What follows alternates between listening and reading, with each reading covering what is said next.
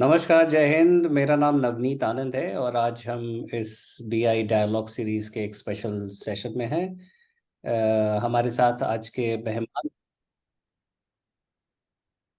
हमारे साथ आज के मेहमान इस बीआई डायलॉग सीरीज में डॉक्टर सौमित्र मोहन, जो कि वेस्ट बंगाल गवर्नमेंट में ट्रांसपोर्ट सेक्रेटरी हैं।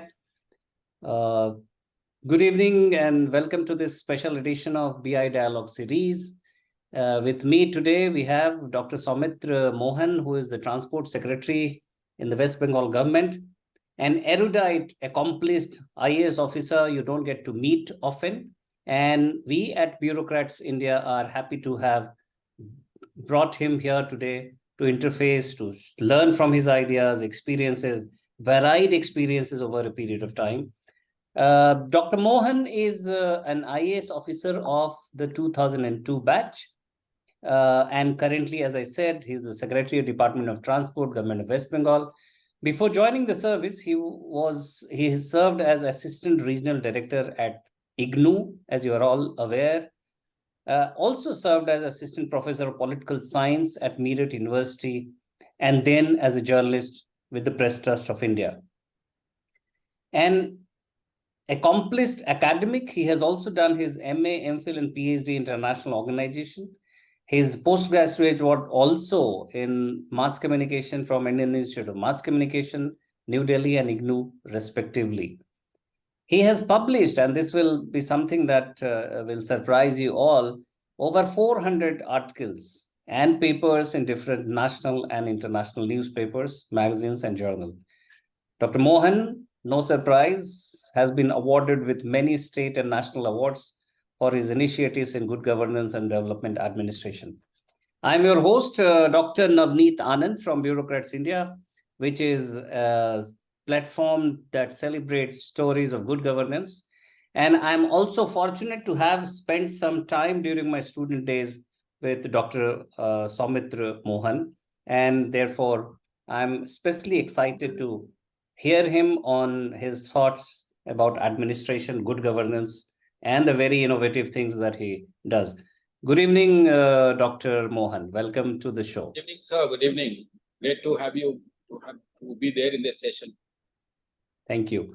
Dr. Mohan, your career path has been, as I introduced, quite diverse, from academia to academic administration, journalism, and now administrative service.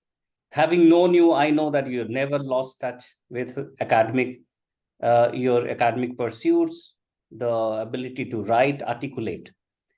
How have these varied experiences shaped you as a bureaucrat over these years? See, as a bureaucrat or say as an IAS officer, we are supposed to be generalist, supposed to be having an idea of everything around us, and it is that this generalist perspective that we bring to the board on the table. So having all this diverse experience from the fields of journalism or academics in experience of teaching in a college, or serving as an academic or administration, educational administrator in Indira Gandhi National Open University, or even the fact that I've served as a journalist with Press Trust of India, or even before that, while I was in college, I was associated with Doordarshan, Akashvani, and in various capacities, different errands, small things with different organizations we have been, like in college and university, that we do.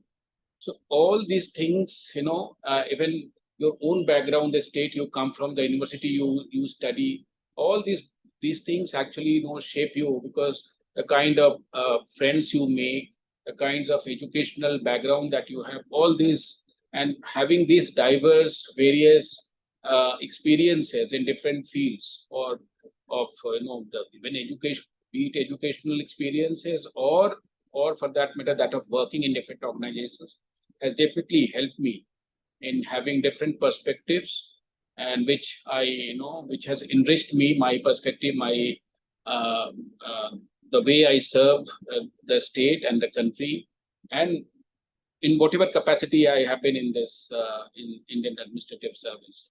So that definitely helps you a lot. It helps you broaden your horizon. Excellent. Dr. Mohan, I'll come straight to where you are today, which is as the Secretary of Department of Transport. What are your top priorities and initiatives to address the transportation challenges in the context of West Bengal? The transportation challenges of West Bengal are no different from what we see elsewhere in the country. So definitely, when it comes, we have like as in transport department here, we cater to all the three modes of transportation. So road transport, water transportation, even air transportation. So air transportation, our role is very limited in the sense that we have airports, and we have two airports. Also, some airports under our control, some airports we are developing, and some most of these functional airports are under Airport Authority of India, under Ministry of Civil Aviation. So our job there is more of a facilitation. Coming again to the water transportation, this is again in West Bengal happens to be one of the states where water transportation is very, very developed. And further, we are in the process of investing more than 1,500 crore in the sector to further modernize the sector, to bring, to make it, to come to terms with the emerging realities, that is, climate change, or for that matter, to leveraging the huge water body in shape of River Ganga that we have. So whatever we already have, the kind of passenger load on water transportation, we are further, ratcheting it up by adding more jetties, more ferry services, converting them to e-ferry services, electric ferry services, and various other newer thoughts and ideas to ensure that the water transportation actually it becomes more important in the overall scheme of things. But what is most important definitely is road transport. So road transport is not only what as department we provide, like there are various services. Our goal definitely is to provide smooth, convenient modes of transport, road transport, buses, or for that matter, different other modes like taxis, app cabs. So we have been working on various fronts. First, we have our state transport undertakings, corporations, which are also where we have three such corporations across the state: South Bengal Transport Corporation, North Bengal State Transport Corporation, and definitely the West Bengal Transport Corporation, which caters to the Calcutta and around. So these corporations are running bus services, but the West Bengal Transport Corporation, that is WBTC, is also flying its ferry services, running ferry services for a long time and adding further fleet. So apart from what we directly do through these corporations, like providing bus services, we also ensure that all our RTAs, which is regional transport authorities or the state transport authorities in the state, we ensure that we provide all the requisite wherever there is a gap, wherever there is a road available, where there is a requirement, where there is a demand from the public for a transport services, bus services. So we ensure that we provide permit, we duly advertise and ensure that these permits, the applications which we receive from various corners are duly processed in time, and we issue permits so we have lakhs and lakhs of such permits issued, and we have a good number of maybe thousands and thousands of such bus services, flying all across the state. So this includes the interstate bus services from West Bengal to Assam, Jharkhand, Bihar, even Uttar Pradesh. So all these Odisha, all these neighboring states also we ensure that we have these bus services running. So apart from this, now there are you must be knowing West Bengal is known for its tram services, but tram as a mode of transport is no longer a preferred mode of transportation, as we know, because it is a slow mode of transportation. It's not something which is known for its speed. But yes, in Calcutta, people have a lot of attachment to tram services because of its heritage value. So we are trying to give its due honor by ensuring that it survives as a important part of Calcutta's heritage. But the multimodal transport system that we provide to the city of Calcutta and the people of Calcutta or the state, what we are trying to do, every day we are providing new app cab licenses, the taxi services, the greener electric vehicle definitely is the new buzzword. So we already have more than 1 lakh electric vehicles for which we have given permits, but this excludes the what we call illegal totos or the electric rickshaws, which is again even though a greener mode of transport, but this is again a problem that we are trying to address. But we have as a department, we have ensured that different modes of transportations are available to people, so that even the bikes also we have issued. So these are certain things that we are trying to do, and to ensure that people have a bouquet of choices available to them when it comes to availing transport services. That's a fascinating overview, Dr. Mohan. I remember as a child, I had a chance to visit Kolkata, and the first thing that we did, my father did, was to take us on a tram. And how much transformation we have seen over the last few decades, much like what is happening in the media space.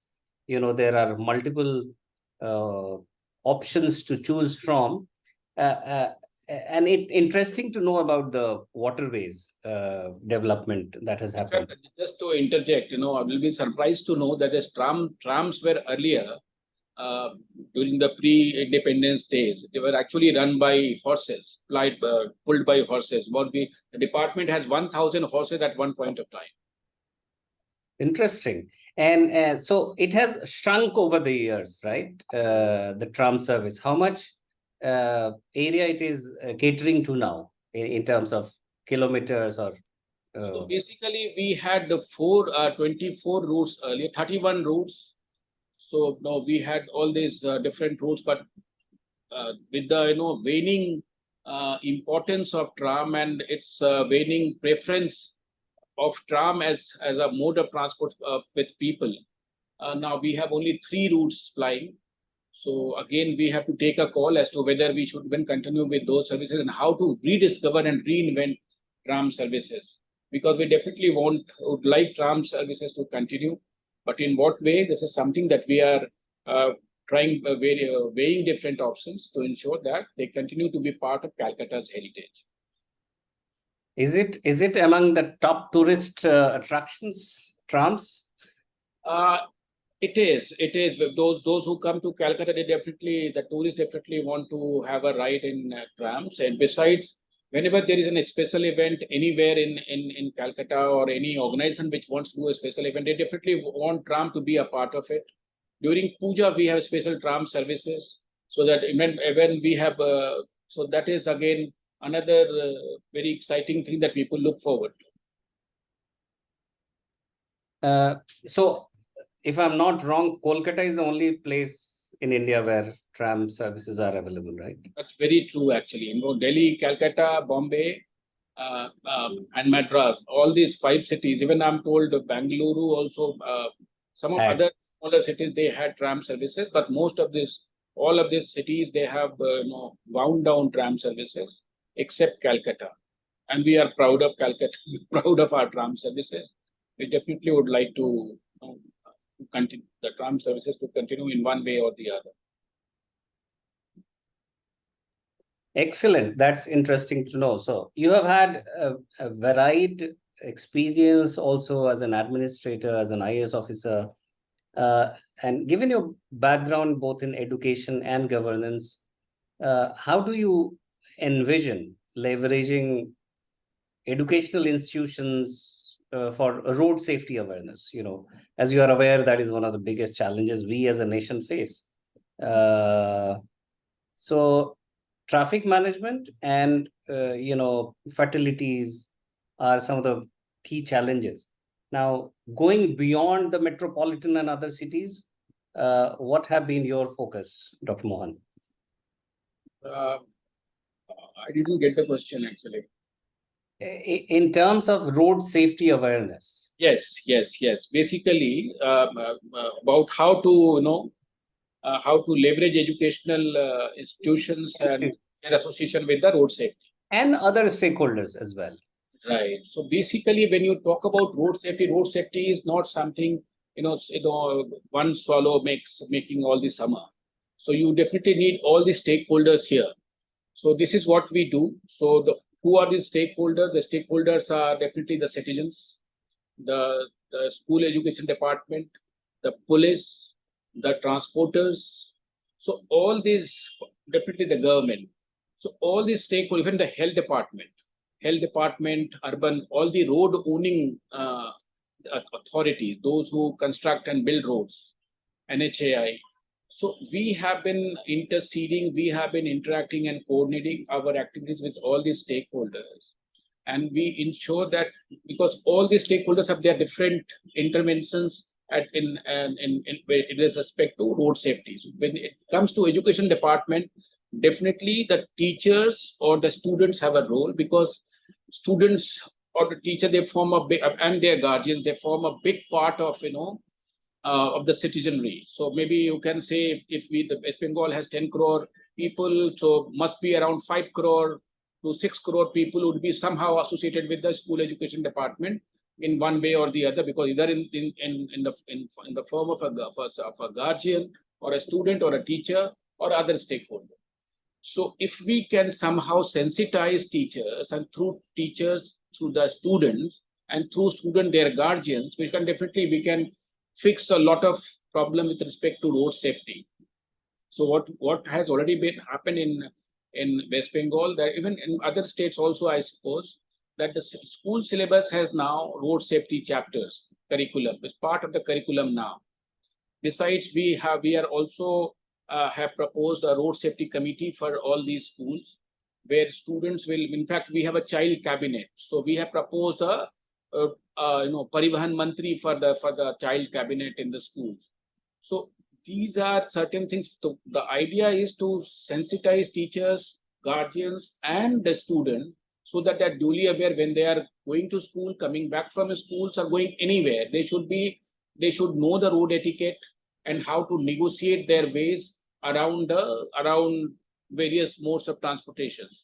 So this is what we are trying to do, and with other stakeholders also, how in terms of road engineering, or for that matter fixing the black spots where the accidents happen, or for that matter the health department when the accident happens.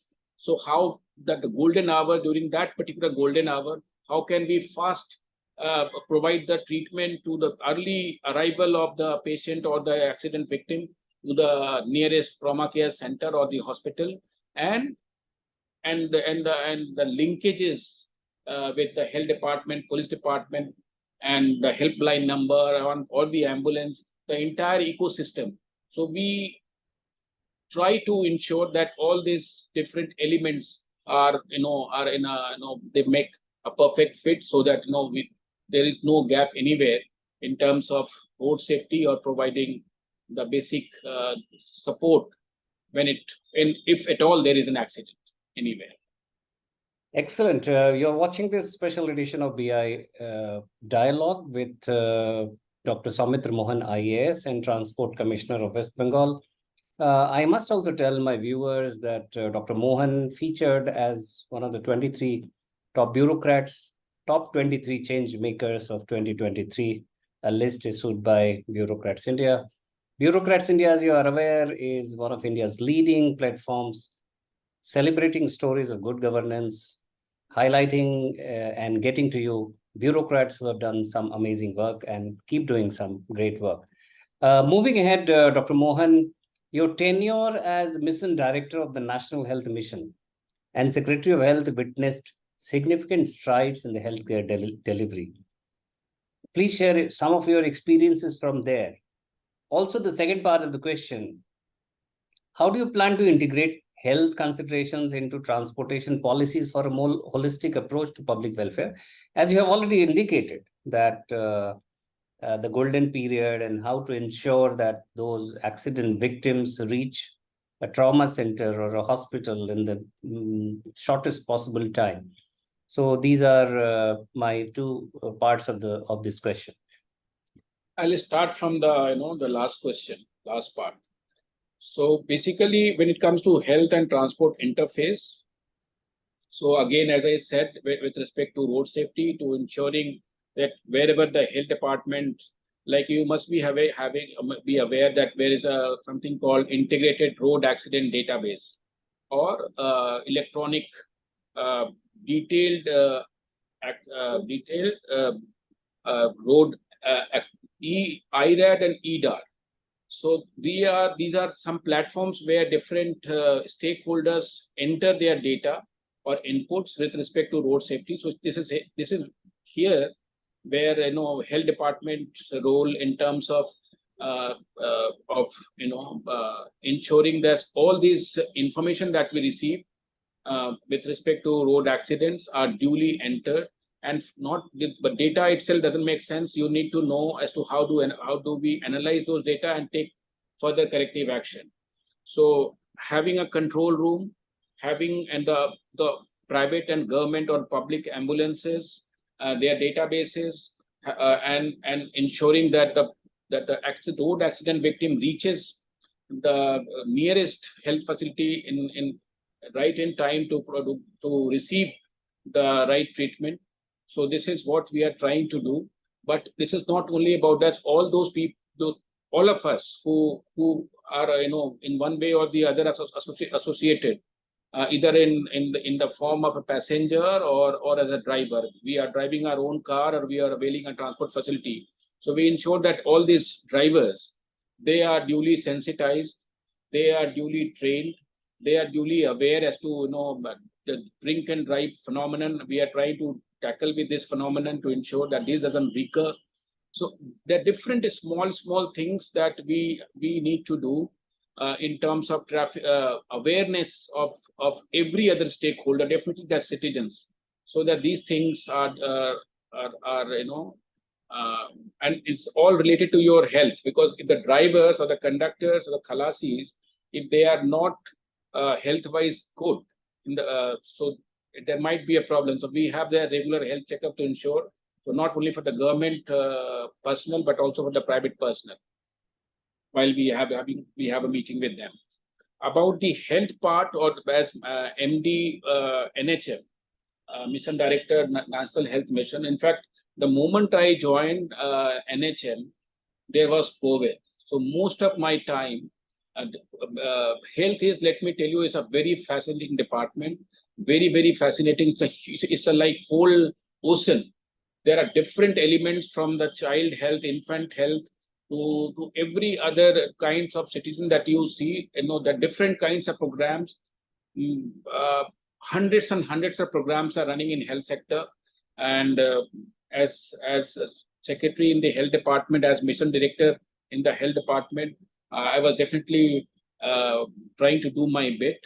But my major time actually, went in fighting COVID. I was actually part of the team and leading the fight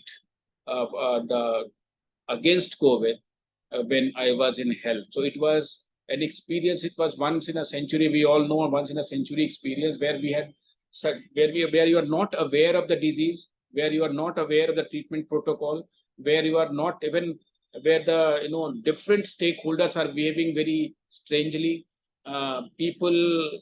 We see different sets of people's behavior during that pandemic time. We all know how people have behaved. But finally, all said and done, we could provide the health service, the kind of health services. We could expand the infrastructure during that critical period very fast. In terms when we started, we had only one infectious disease hospital to deal with such a pandemic. But in another 6 to 8 months, we had almost 60,000, 80,000 beds. The oxygen supported beds were around 36 to 38,000. and we could build different health facilities with different infrastructures and oxygen support system. So all these things were done with the help of all the stakeholders, I must say. That the kind of, again, we could see how the system actually works. Uh, the different stakeholders, during that period of crunch, everyone came together to ensure that our citizens get the kind of services they deserve. So this is, I really appreciate, all my colleagues and different stakeholders who actually, despite the fear of contracting the disease, they came forward, and we could provide those services to the COVID patients in time. No, to you, Dr. Mohan, and to all those who worked with such great diligence and commitment during COVID.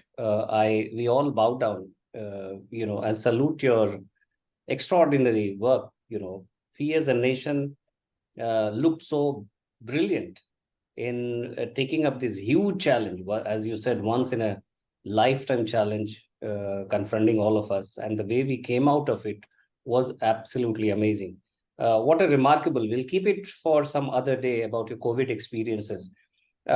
You have been a pro-technology person, and also someone who is also very much for transparency.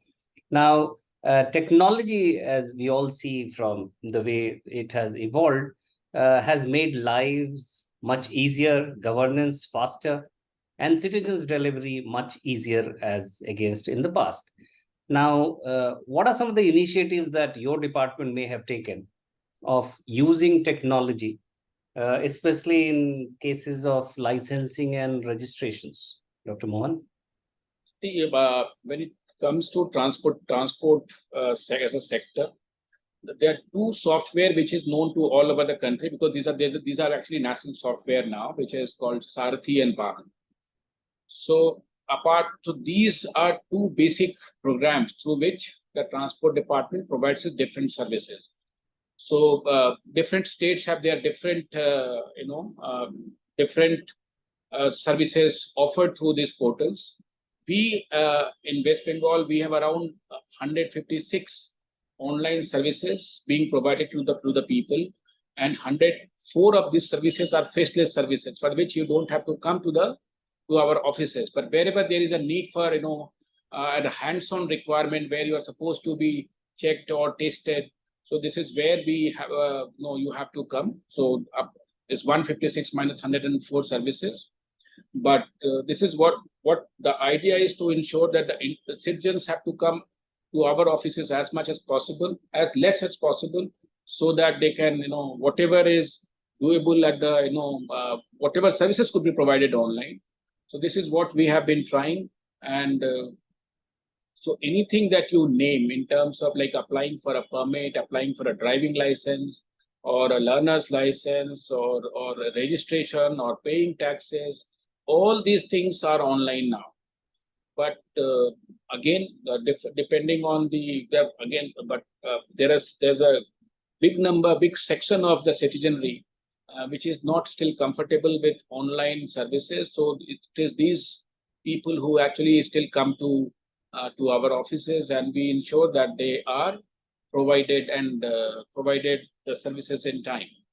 So there are different initiatives which are under, like the pollution under control certificate. We recently ensured, we got to know that there are cases, there were reports that these PUCs were actually being issued without the vehicle even going to the PUC centers, pollution under control certificate for issuance of these PUCs. So what we have ensured, we have geotagged all our ATC, auto emission testing centers, so that the vehicle has to be there. After they go there, unless they go there, they will not be issued PUCs. After they go there, they again have to upload a small video. So this initiative was actually first we took in West Bengal about 6 months back, and now this initiative has been replicated and extended to the entire country. So there are many such things, small steps we are taking to ensure that people do have as much convenience as while availing transport services or our departmental services. Thank you.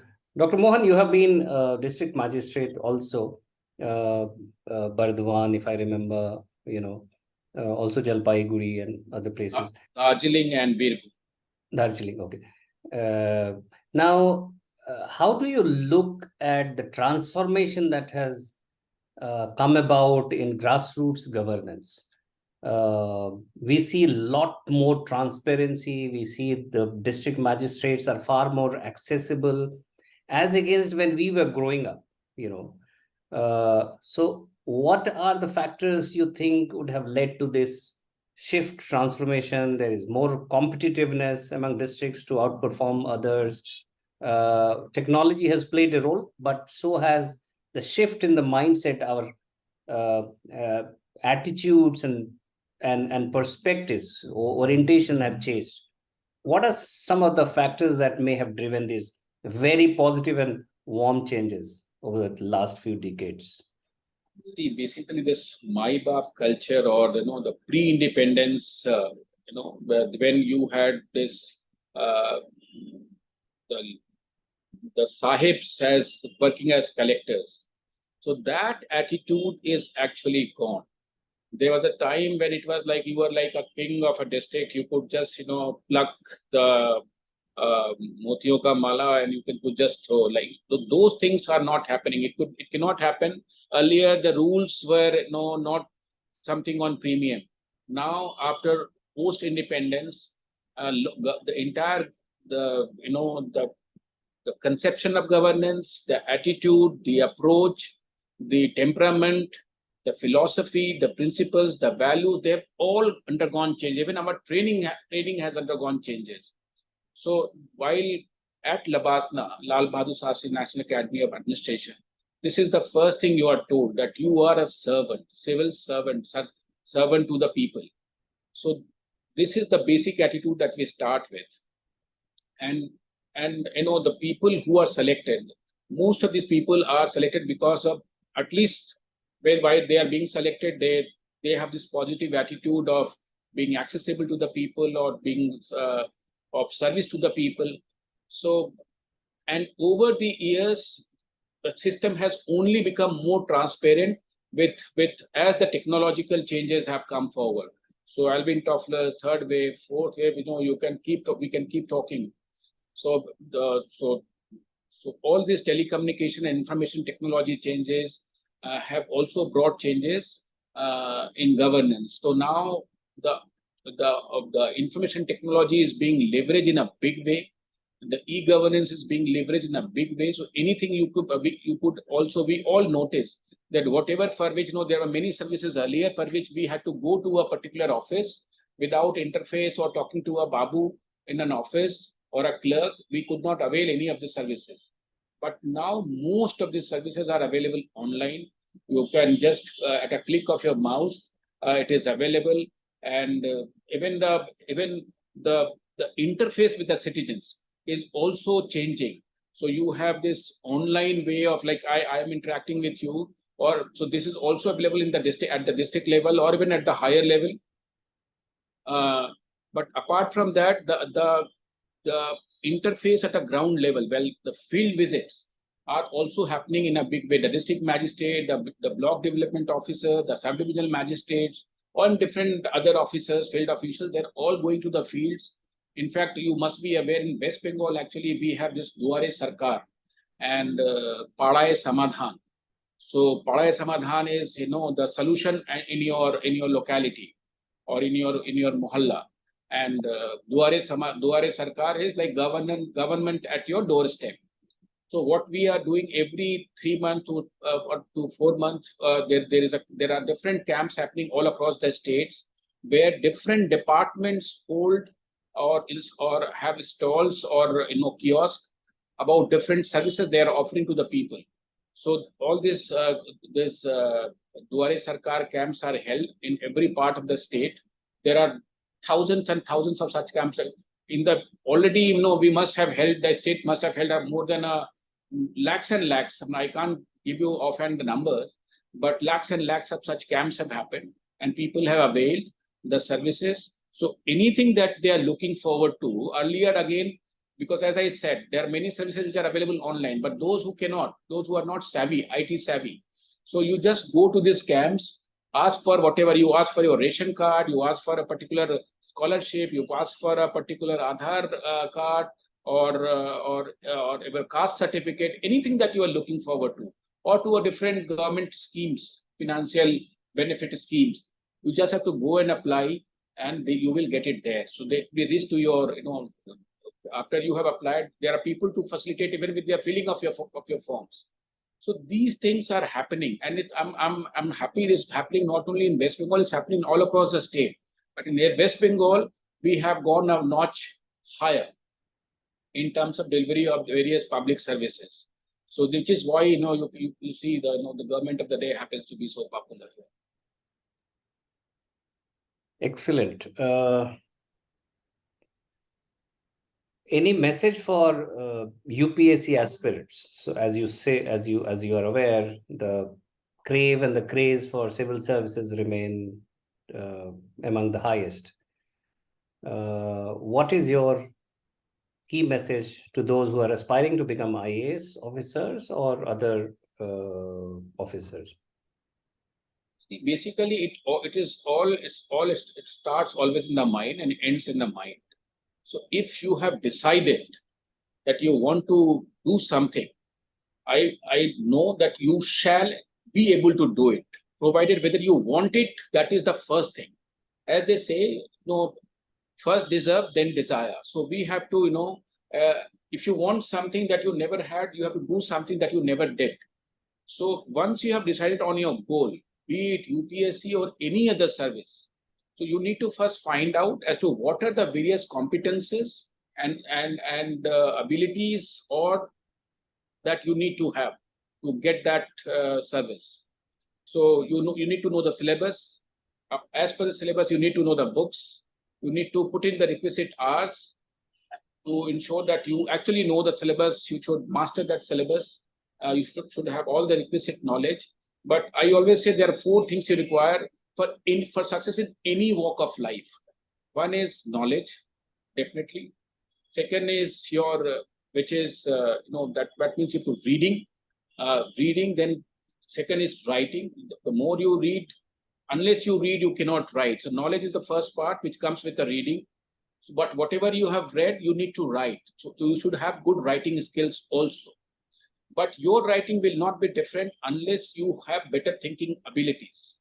So unless you analyze what you read, you will not be able to write different what others are writing, because everyone is reading from the same source. And last but not the least is your speaking or oratorical abilities. So we have all seen that many people who do very well in written exams, they falter when it comes to interview or viva. So oratorical skills is not something that it comes in a day. You have to cultivate it through practice every day. So many people students I have seen who say, "Acha, interview ke pehle dekh lenge." So this is where they falter. So these are 4 things: reading, writing, thinking, and speaking. If we can do this better, right from the day one, you decide that I have to do this, I think we can do anything. Even for becoming a good person, a good human being, also you need to know these 4. We need to have these 4 qualities. So then we can handle any relationship. Excellent.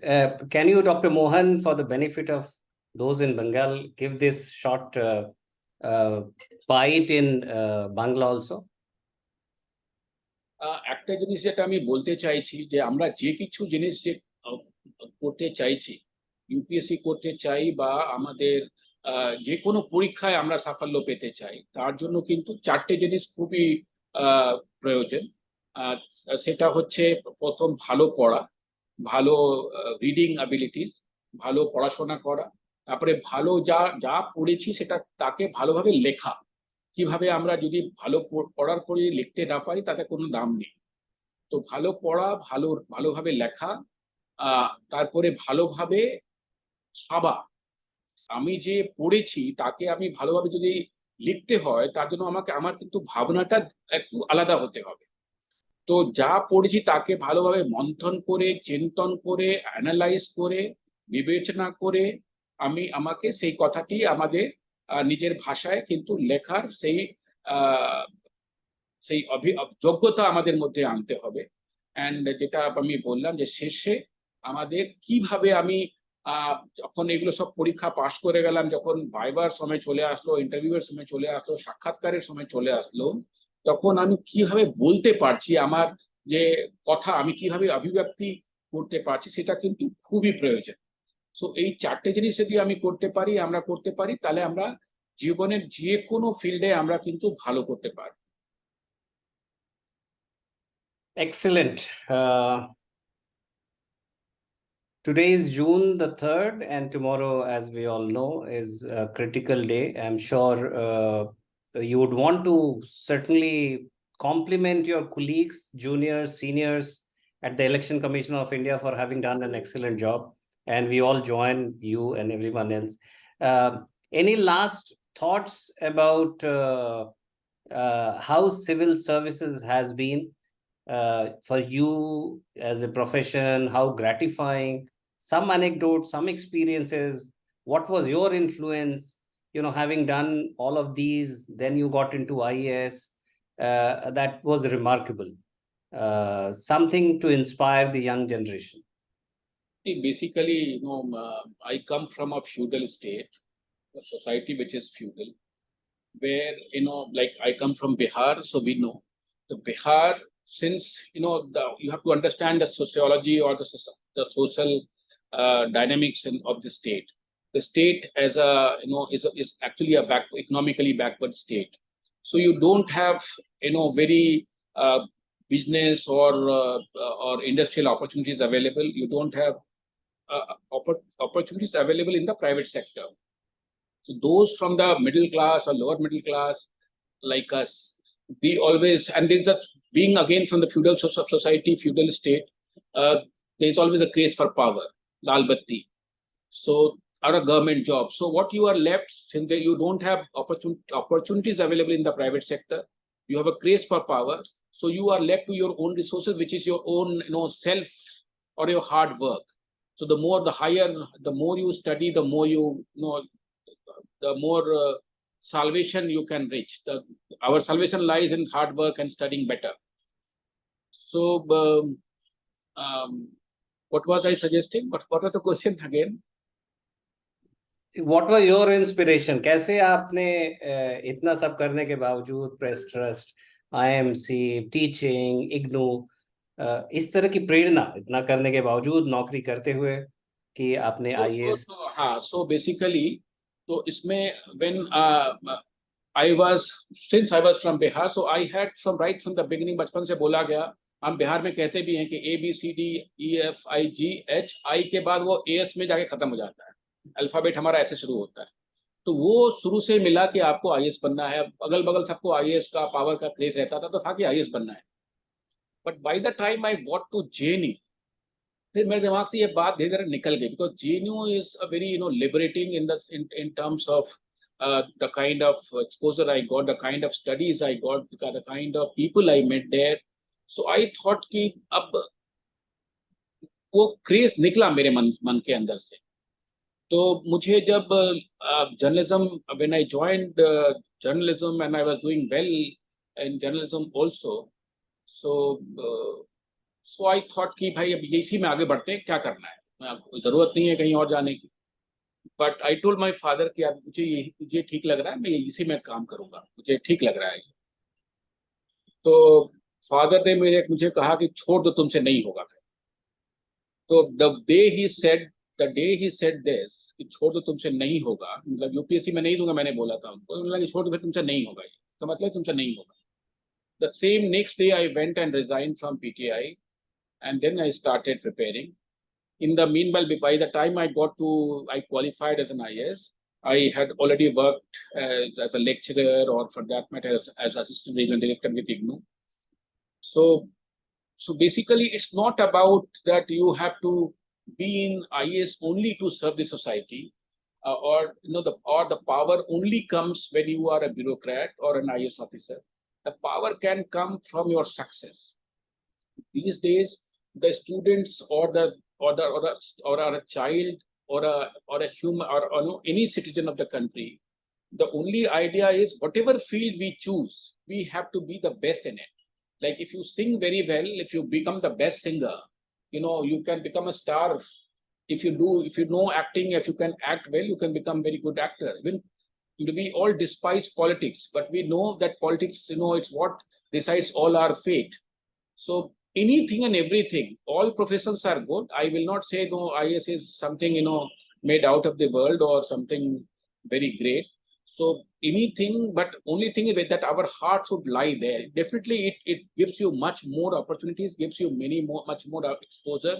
Still, it is one job where, at a very young age, when I was sub-division magistrate, I was looking after a constituency of 15 lakh people, their welfare, everything. So such welfare, and again, I was coordinating with all the other successful people. So all the doctors, engineers, anything that I could not become, they were all working under me. So not working under me, this is again a problem. They were working with me to provide those services. But yes, so idea is, definitely, IAS does give you an opportunity, different opportunities to serve the society. But I feel personally that you can do well in any walk of life. You can serve society in any which way. The only thing is that our पाँव जमीन पे होना चाहिए. You should be grounded, and you should be connected with your family, friends, and society. Have that responsibility, sense of responsibility, that whatever you have got from the society, you need to return back to the society. So it's not कि एक बार मिल गया तो उसके बाद फिर हम सबको भूल गए और attitude change हो गया, साहब बन गए, मिजाज change हो गया. This is what I have seen with many people. The moment they succeed, पूरा मिजाज change हो जाता है. पाँव जमीन पे नहीं रहता. तो पाँव जब जमीन पे नहीं रहेगा, आप उड़ने लगेंगे तो ऊपर से गिरेंगे, कोई पंख तो है नहीं हमारे. So this is what happens. So the idea is, and this is again, our life is very temporary. We are not here permanently. We are here in a school to learn, to uplift our soul, spiritually also to uplift ourselves. So we are not here permanently. We should all know this. So as much as possible, we are here to learn. The life is a school, and we are here to learn. The more we learn, the better we learn, and in company of everyone else. Because if you were there to make everything or do everything all by yourself, there was no need for you to be there in a society. You could have very well be there in the jungle, as Rousseau had said, Aristotle had said, those who live in alone, they must be either a monster or I don't know, forgot that statement. So the idea is to be grounded, to be human, to be humane, and to be connected with everyone else around. आपका ये clip बहुत लोगों को सुनना चाहिए. हम लोगों ने देखा है ओवर द इयर्स कैसे मिजाज बदल जाता है, कैसे लोग उड़ने लगते हैं. And it is for these noble thoughts how grounded an IAS officer can be. There are many more like Dr. Mohan, but he is certainly that has been the mission of Bureaucrats India, to get incisive insights, life lessons, and also a high dose of inspiration. And we are so glad that Bureaucrats India has over the years now been able to get the opportunity to speak to bureaucrats like you, IAS officers like you, and get inspired and also disseminate this information. When the regular media space is cluttered, we serve this purpose of taking genuine content to the public sphere and enriching the public discourse. One last word for the team Bureaucrats India, Dr. Saumitra Mohan. Sir, you are all doing very wonderful work. We all know, because there are certain things that I did not know. Many information, news about bureaucracy or the developments, small developments which are happening, we would never know. But the platform that you have created and your team is working real hard, so we get to know those it's about bureaucracy and the governance in the country. So a big congratulations to you and all our best wishes to the team and your leadership. Thank you. Thank you very much. That was Dr. Saumitra Mohan, as I said, very erudite. I have been a journalist, but I would not have written 400 articles despite and have traveled a long distance. You have many miles to go, Dr. Mohan. We shall keep watching you. We shall keep counseling, taking your counsel, and we shall keep coming back to you. Thank you very much. Have a great evening. Dhanyavad and Jai Hind. Thank you.